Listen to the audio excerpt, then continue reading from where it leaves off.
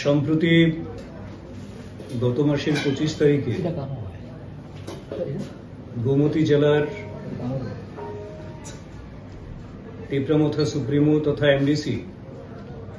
মাননীয় মহারাজ প্রদ্যুৎ কিশোর দেববর্মন এবং গোমতী জেলা শাসকের মধ্যে যে অনাকাঙ্ক্ষিত একটি ঘটনা ঘটে, তারপর থেকে আমরা লক্ষ্য করছি এই ঘটনাকে কেন্দ্র করে কংগ্রেস দল এবং সিপিআইএম এটাকে রাজনৈতিক রং দিয়ে রাজনৈতিক লাভালাভের রুটি সেঁকতে শুরু করেছেন এবং এই ঘটনাকে কেন্দ্র করে তাদের স্ববিরোধী বক্তব্য একের পর এক উঠে আসছে। তারা নিজেরাও জানেন না আসলে তারা কি বলতে চাইছেন, কি বিশ্বাস করেন। তার জন্য মানুষকে বিভ্রান্ত করে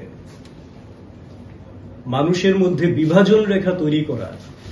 এই ধরনের একটি প্রয়াস তাদের মধ্যে আমরা লক্ষ্য করছি। বিভিন্ন সোশ্যাল মিডিয়ায়, তাদের সামাজিক মাধ্যমে এমন কিছু পোস্টিং করা হচ্ছে, মন্তব্য করা হচ্ছে যেগুলি স্ববিরোধী এবং এখানে একটা বিভ্রান্তি তৈরি করা এবং উস্কানি দেয়া, বিভাজন তৈরি করার একটা প্রয়াস সম্পূর্ণভাবে করে যাচ্ছেন সিপিআইএম এর মাননীয় বিধায়ক জিতেন চৌধুরী মহোদয়, কংগ্রেসের মাননীয় বিধায়ক সুদীপ রায় বর্মন মহোদয় এবং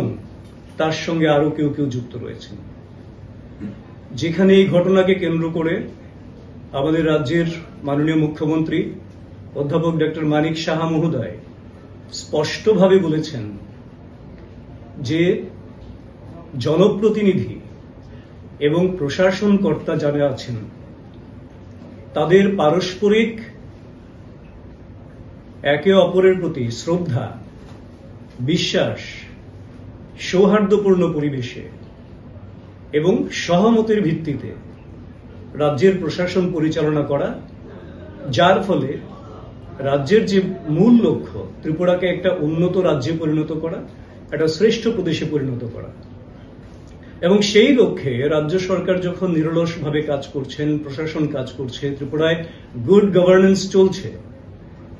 এবং তারই ফলশ্রুতিতে আপনারা নিশ্চয়ই অবগত আছেন নর্থ ইস্ট ইনভেস্টমেন্ট সামিট যেটা ভারত মণ্ডপমে হয়ে গেছে, 7টা রাজ্যে টোটাল বিনিয়োগের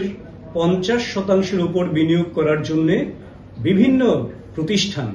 ত্রিপুরাতে বিনিয়োগ করতে রাজি হয়েছেন, যার পরিমাণ 15,600 কোটি টাকার উপরে। এবং গতকালকেই পতঞ্জলির যিনি রয়েছেন ওনার সঙ্গেও মাননীয় মুখ্যমন্ত্রী মহোদয়ের সহমত হয়, ওনারাও বিনিয়োগ করতে চাইছেন। রাজ্য সরকার যেহেতু চাইছেন, রাজ্য সরকার বলতে এখানে বিজেপি, টিপরামথা, আইপিএফটি, আমাদের কোয়ালিশন সরকার রয়েছে, এই সরকারের প্রত্যেক নেতা, মন্ত্রী, বিধায়ক যারাই আছেন প্রত্যেকেই চাইছেন ত্রিপুরাকে একটা শ্রেষ্ঠ উন্নত প্রদেশে পরিণত করতে।